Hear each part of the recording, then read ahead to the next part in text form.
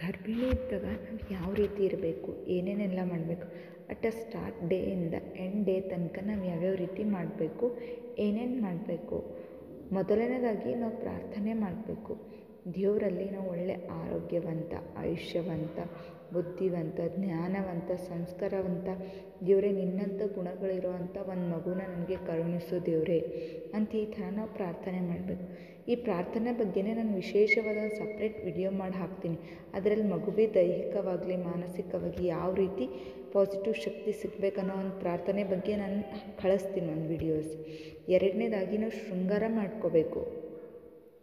ಯಾವ ರೀತಿ ಶೃಂಗಾರ ಮಾಡ್ಕೋಬೇಕು, ನಮ್ಮ ಮನಸ್ಸಿಗೊಂದು ದೈವ ಕಳೆ ಮುಖದಲ್ಲಿ ಬರೋ ಅಂಥ ನಗ್ನಗ್ತಾ ಇರೋವಂಥ ಥರ ನಾವು ಶೃಂಗಾರ ಮಾಡ್ಕೋಬೇಕು. ಅದರಿಂದ ನಮ್ಗೆ ಉಲ್ಲಾಸಮಯವಾಗ್ತದೆ ಮನಸ್ಸೆಲ್ಲ, ಬೇಬಿ ಹೆಲ್ಪ್ ಆಗುತ್ತೆ. ಮೂರನೇದಾಗಿ ನಾವು ಧಾರ್ಮಿಕ ಗ್ರಂಥ ಓದಬೇಕು. ಮಹಾಭಾರತ, ರಾಮಾಯಣ, ಭಗವದ್ಗೀತೆ, ಕೃಷ್ಣನ ಲೀಲೆಗಳು ಸಹ ಓದಬೇಕು. ಇದರಿಂದ ನಮ್ಮ ಮಗುವಿಗೆ ತುಂಬ ಬೆನಿಫಿಟ್ಸ್ ಆಗುತ್ತೆ. ಮತ್ತು ಕೆಲವೊಬ್ಬರು ಜಾಬ್ ಮಾಡ್ತಾ ಇರ್ತಾರೆ, ಅವರೆಲ್ಲ ಈ ಥರ ಟ್ರಾವೆಲ್ ಮಾಡ್ತಾ ಇರ್ತಾರಲ್ವ, ಆವಾಗ ಬೇಕಾದರೆ ಯಾವುದಾದ್ರೂ ಒಂದು ಪುಸ್ತಕ ಓದ್ಕೋತಾ ಆ ಟೈಮ್ನ ನಾವು ಸ್ಪೆಂಡ್ ಮಾಡ್ಬೋದು. ನಾಲ್ಕನೇದಾಗಿ ನಮ್ಮ ಹೊಟ್ಟೆಯಲ್ಲಿರೋ ಪಾಪು ಜೊತೆ ನಾವು ಗರ್ಭ ಸಂವಾದ ಮಾಡ್ತಾ ಇರಬೇಕು. ಹೇ ಪಾಪು, ನಾನು ತುಂಬ ಎಕ್ಸೈಟೆಡ್ ಆಗಿದ್ದೀನಿ ನಿಂಗೆ ಮೀಟ್ ಮಾಡೋಕ್ಕೆ.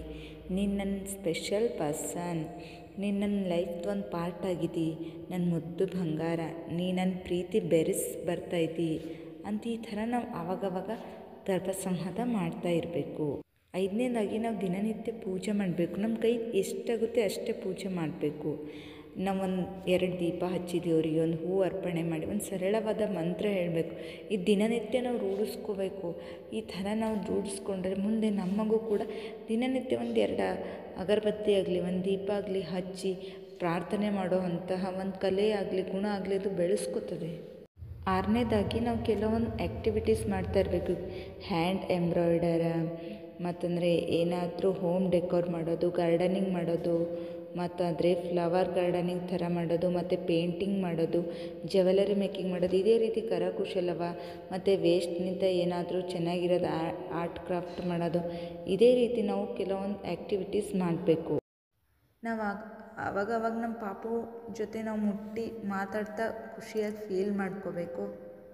ಸೊ ನಾನು ಬ್ರೇವ್ ಆಗಿದ್ದೀನಿ, ತುಂಬ ಧೈರ್ಯವಂತೆ, ನಾನು ಕೈಂಡ್ ಹಾರ್ಟೆಡ್ ಇದ್ದೀನಿ, ನಾನು ತುಂಬ ಚೆನ್ನಾಗಿದ್ದೀನಿ, ನಾನು ತುಂಬ ಸುಂದರವಾಗಿದ್ದೀನಿ, ನನ್ನ ಗುಣಗಳಲ್ಲಿ ತುಂಬ ಶ್ರೀಮಂತಳಾಗಿದ್ದೀನಿ, ನನ್ನ ಮೈಂಡ್ ಯಾವಾಗಲೂ ಒಂದು ಕ್ರಿಯೇಟಿವ್ ಆಗಿರುತ್ತೆ, ನಾನು ಎಲ್ಲರ ಜೊತೆ ಫ್ರೆಂಡ್ಲಿಯಾಗಿ ಮಾತಾಡ್ತಾ ಇರ್ತೀನಿ, ನಾನು ಯಾವಾಗಲೂ ಪಾಸಿಟಿವ್ ಯೋಚನೆ ಮಾಡ್ತೀನಿ, ಐ ಆಮ್ ಕಾಮ್ ಅಂದರೆ ನಾನು ಯಾವಾಗಲೂ ಸಮಾಧಾನ ಶಾಂತಿಯಾಗಿರ್ತೀನಿ. ಈ ಥರ ನಾವು ವಿಚಾರ ಮಾಡ್ತಾ ಇರಬೇಕು.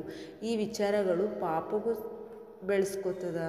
ಸೊ ನಾವು ಯೋಗ ಮಾಡಬೇಕು. ಯಾವ ರೀತಿ ಯೋಗ ಅಂದರೆ ನಮ್ಮ ನಾರ್ಮಲ್ ಡೆಲಿವರಿಗೆ ಹೆಲ್ಪ್ ಆಗುವಂತಹ ಯೋಗವನ್ನು ಮಾಡಬೇಕು.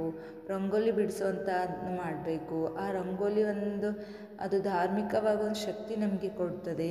ಮತ್ತು ಫುಡ್ ಬಗ್ಗೆ ಆಗಲಿ, ನಾವು ಯಾವ್ದು ಗುಡ್ಡು ನಮ್ಮ ದೇಹಕ್ಕೆ ಯಾವ್ದು ಬ್ಯಾಡ್ ಅನ್ನೋನ ಆದಷ್ಟು ಜಂಕ್ ಫುಡ್, ಮಾಂಸಾಹಾರನ ಅವಾಯ್ಡ್ ಮಾಡಿ ಶುದ್ಧವಾದ ಹಸಿ ತರಕಾರಿ, ಶುದ್ಧವಾದ ಹಣ್ಣು ತಗೋಬೇಕು, ಹಾಲು ತಗೋಬೇಕು. ಈ ಥರ ಚಟುವಟಿಕೆಗಳು ನಾವು ಮಾಡಬೇಕು.